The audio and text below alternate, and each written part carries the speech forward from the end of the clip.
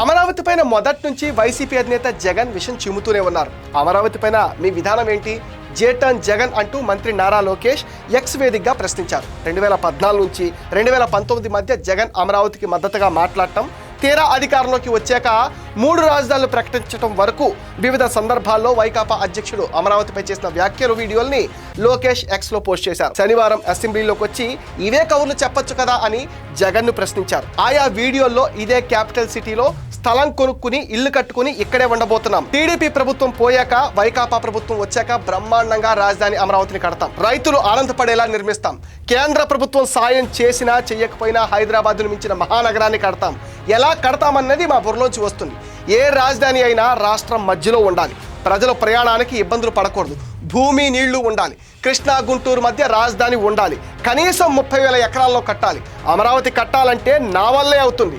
రాజధానిలో garden city తీసుకొస్తాం, రాజధాని చుట్టూ యూఫోరియా క్రియేట్ చేస్తాం. ఒక చదువుకున్న వ్యక్తి హైదరాబాద్, బెంగళూరు, ఢిల్లీలో ఉండడానికి ఇష్టపడతాడు, అంతేగాని తిరుపతిలో ఉండడానికి ఇష్టపడ్డు. అందుకే మహానగరం నిర్మించాలంటూ వివిధ సందర్భాల్లో జగన్ చేసిన వ్యాఖ్యల్ని వైసీపీ ప్రభుత్వ హయాంలో అసెంబ్లీలో జగన్ చేసిన 3 రాజధానుల ప్రకటనను కూడా ఉదాహరించారు. సోషల్ మీడియాలో ఇప్పుడు ఈ ట్వీట్ వైరల్ అయిపోతుంది.